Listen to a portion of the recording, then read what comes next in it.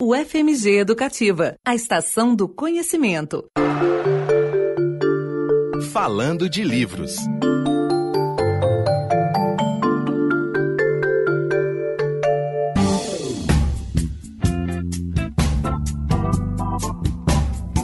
Maravilha, 9h17. Bom dia, eu sou Michele Bruck e nós estamos de volta com o Universo Literário para você que está na Estação do Conhecimento. Jeca Tatu, Emília, Pedrinho, Narizinho, Visconde de Sabugosa, Dona Benta, Tia Anastácia. Esses e muitos outros personagens icônicos da literatura brasileira são fruto da produção de Monteiro Lobato. Nascido José Bento Renato Monteiro Lobato, o escritor paulista de Taubaté se consagrou principalmente por sua produção literária destinada ao público infantil. E além de escritor, foi ainda um importante editor de livros e responsável pela tradução de grandes obras literárias para o português. Metade da produção literária de Monteiro Lobato é constituída de livros infantis. Entre os mais famosos estão Reinações de Narizinho, Caçadas de Pedrinho e o Pica-Pau Amarelo. A outra metade reúne artigos, crônicas, cartas, contos e um único romance, O Presidente Negro. Com os 70 anos da morte do escritor, completados ano passado, 2018, sua obra entra em domínio público agora, em janeiro de 2019. E apesar de todo o sucesso e reconhecimento alcançados por Monteiro Lobato, há uma grande polêmica associada à sua obra, considerada muitas vezes racista. Para sabermos mais sobre a obra do escritor, sua importância para a literatura nacional e também sobre essas controvérsias, vamos conversar com a professora aposentada da Faculdade de Letras da UFMG, Dilma Castelo Branco. Bom dia, professora, tudo jóia? Bom dia, tudo bem, com muito prazer, né? Eu recebo esse seu apelo. Nós que Há muitos anos que eu estou já aposentada, mas a gente sempre tem um carinho especial com o FMG, né? Com certeza. Muito obrigada pela participação, prazer enorme recebê-la aqui na Rádio FMG Educativa, viu? Obrigada a você. Professora, Monteiro Lobato é muito conhecido por sua atuação na literatura infantil, principalmente pela criação do Sítio do Pica-Pau Amarelo, mas o escritor também tem obras voltadas para o público adulto. Quais as principais características dessa produção dele, professora? Bem, a grande característica, principal, vamos dizer assim, foi a questão dos dois famosos ensaios que ele escreveu em final de 1914, publicou no estado de São Paulo, que são Velha Praga e Urupês. Velha Praga é um verdadeiro ensaio ecológico de alerta do fazendeiro Monteiro Lobato diante das queimadas tão frequentes na região. E ao preparar o terreno para plantar, o caboclo não estabelecia os aceros nas dimensões requeridas e o fogo se propagava pelas matas vizinhas, trazendo prejuízos enormes ao meio ambiente e aos fazendeiros da região. Então é um ensaio, vamos dizer assim, ecológico, avant la lettre, porque em 1914 não se falava ainda em ecologia propriamente. Né? E no final desse artigo desponta ainda de uma maneira genérica e instantânea a figura do Jeca Tatu, que vai se transformar no personagem mais importante da literatura brasileira, porque acaba se tornando de nome próprio, se tornando um substantivo comum, e foi dicionarizado dessa forma. Inclusive com derivados como, por exemplo, jequice. Né? No mês seguinte, ele escreve um outro ensaio chamado Jeca Tatu, né, Urupês, onde ele trata a figura do Jeca Tatu como um parasita da terra. Por isso, Urupês, que era o parasita do pau morto, né, muito conhecido no interior, que a gente não tem muita ideia do que seja Urupês, mas era esse parasita. E o seu nome, né, se transformou muito, porque o retrato foi muito popular, mas ao mesmo tempo um retrato desagradável. Mas era um retrato real, porque Lobato faz isso com uma descrição muito realista do que ele encontrou no interior como fazendeiro. Ele ganhou do avô em 1911, ele herdou uma grande fazenda na Serra da Mantiqueira, e foi lá que ele escreveu esses 2 artigos. E eles receberam os melhores elogios e, ao mesmo tempo, também um debate, né, muito grande e acerbos ataques. Até hoje eles instigam, né, a reflexão e o debate. Entendi. Agora, eu acredito que esses 2 artigos são o ponto de partida de um projeto que ele formula e que ele vai tentar implementar através da vida dele, que é o projeto de modernizar o Brasil. Porque o seu patriotismo estava estreitamente ligado ao conhecimento da realidade brasileira. Então, ele conhecendo o Brasil atrasado, né, como ele dizia, ele tinha vontade de melhorar o Brasil. E foi esse projeto que eu chamo de nacional e popular, porque realmente é ancrado nessas ideias, né, que ele vai, vamos dizer assim, que ele vai trabalhar nas diversas facetas da sua vida. Porque ele começa como crítico de arte, depois ele se torna escritor para adultos, contos, depois editor, um editor revolucionário, né? E nessa mesma época, por volta de 1920, ele começa a escrever para crianças. O primeiro livro foi exatamente A Menina do Narizinho Arrebitado, um álbum muito bonito, cheio de figuras, com ilustrações de Voltolino. E que aspectos, professora, que permitem que ele seja... Perdi aqui o telefone. Professora? Sim. Que aspectos permitem que ele seja considerado o precursor da literatura infantil? Porque ele, na verdade, ele criou literatura infantil no Brasil, uma literatura bastante nacional, porque o sítio torna-se uma metáfora do Brasil, né? Uma metáfora do Brasil rural, que é uma coisa também curiosa. E no sítio do Pica-Pau Amarelo existe, assim, um verdadeiro matriarcado, né? Sob a tutela da vovó Benta. As personagens femininas prevalecem. O Pedrinho, que é neto de Dona Benta pela linhagem materna, é uma criança. Os personagens masculinos pertencem ou ao mundo da fantasia, como o Visconde de Sabugosa, o Saci, o Marquês de Rabicó, o Peninha, etc., ou são bastante secundários, como é o caso do Coronel Teodorico e do Tio Barnabé. E como espaço rural e metáfora do Brasil, o sítio, vamos dizer assim, pode se equiparar a Pindorama, né? E o sítio de Dona Benta tem uma outra característica, que é um grande espaço de liberdade, onde inexiste a repressão. Não é por acaso que aí estão ausentes as figuras do pai e da mãe. Ligado a essa liberdade está um espírito bastante original que domina as histórias e os personagens, sobretudo a Emília. Trata-se de um espírito de irreverência sadia, de não aceitação de imposições gratuitas, né, de contestação inteligente, e tudo sem culpa, sem o pecado da desobediência. Emília faz o que diz, dá o que lhe dá na cabeça, né, sem problemas de qualquer espécie, dando seu respeito, até quando abre a torneirinha de asneiras, como o Lobato dizia.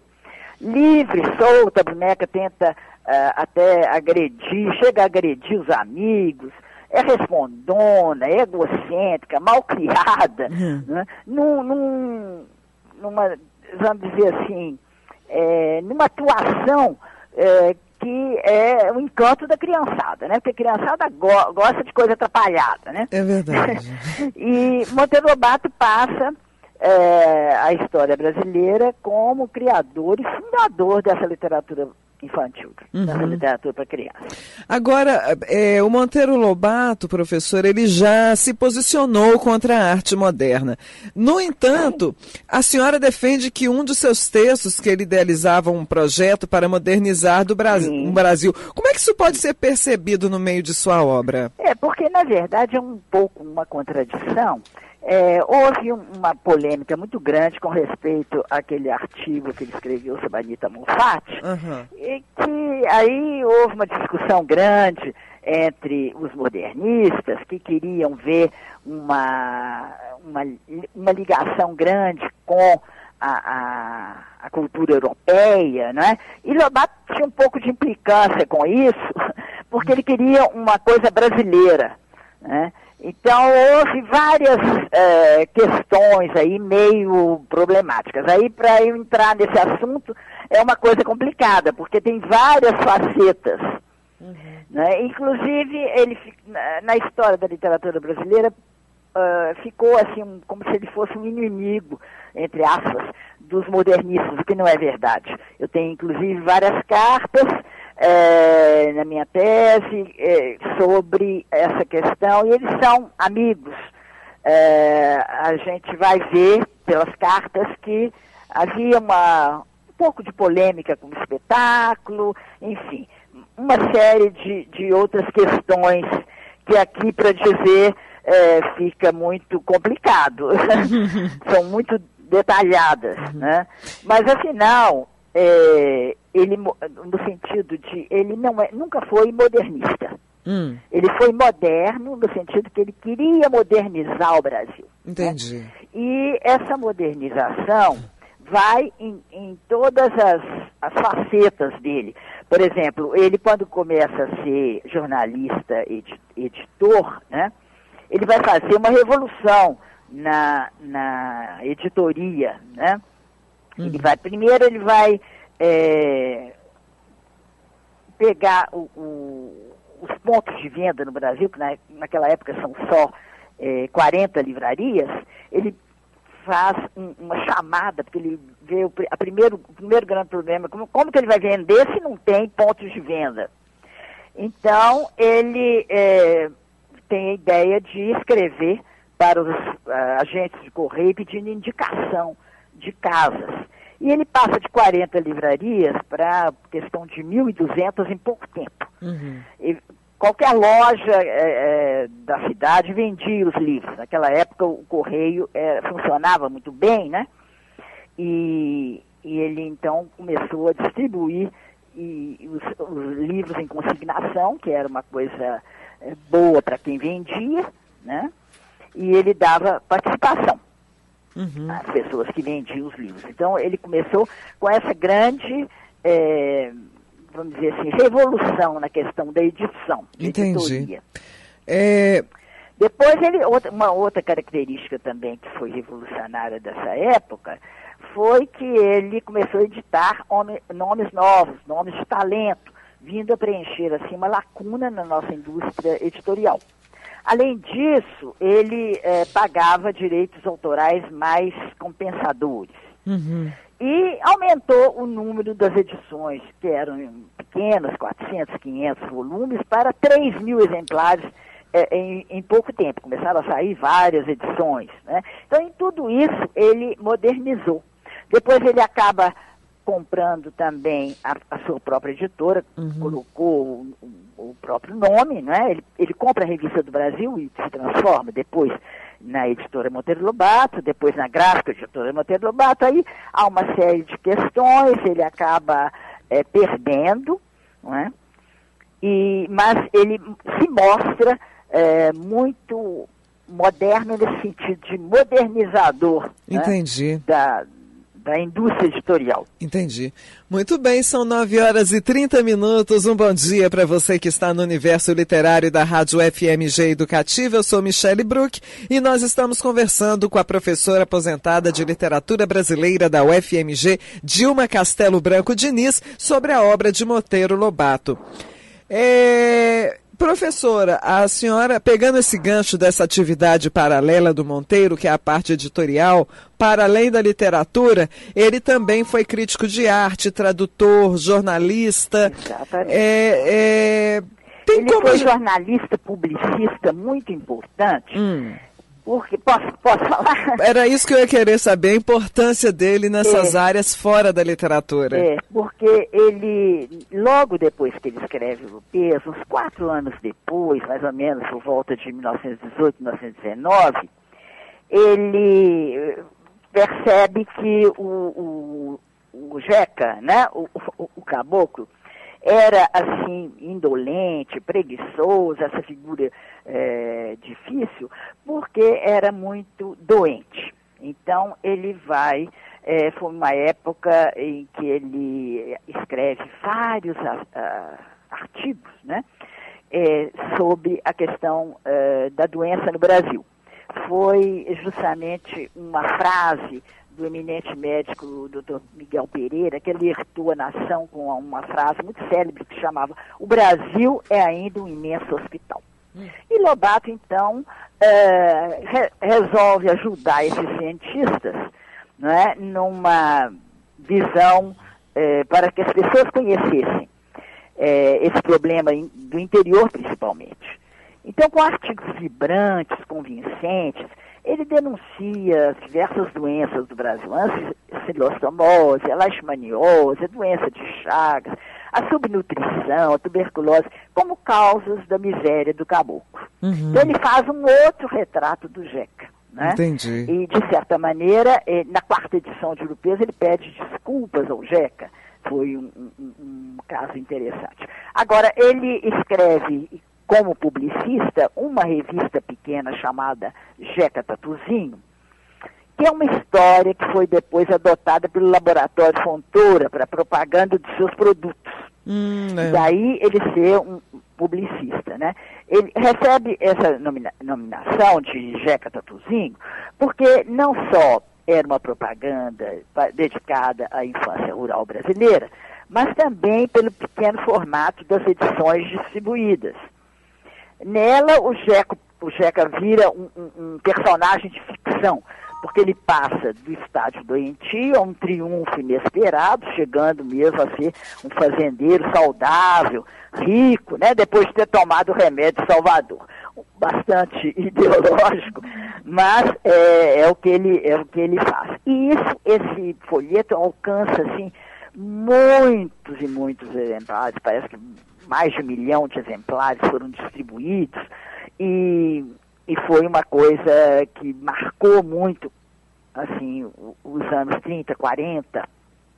Entendi. Depois, Lobato vai mudar de ideia. Lobato tinha essa grande capacidade. Ele, quando se convencia de alguma coisa, ele mudava de ideia. Como ele mudou de ideia com o Jeca Tatuzinho, ele vai fazer um outro retrato do Jeca já no final dos anos 40, que é o Zé Brasil. Quase não é conhecido o Zé Brasil. Ele põe a história do Jeca, né, um terceiro contexto do Zé Brasil, um contexto já econômico. Entendi. Esse folheto serviu de propaganda para o Partido Comunista do Brasil, de Luiz Carlos Prestes, Entendi. com a sua proposta de reforma agrária. Foi muito perseguido, porque logo o Partido Comunista foi considerado fora da lei pelo Estado Novo, que era ditador, né, de Getúlio Vargas. Mas é interessante a gente ver que Lobato vai mudando de ideia, né? Entendi. Lobato faz 3 retratos do Jeca diferentes através do conhecimento que ele vai tendo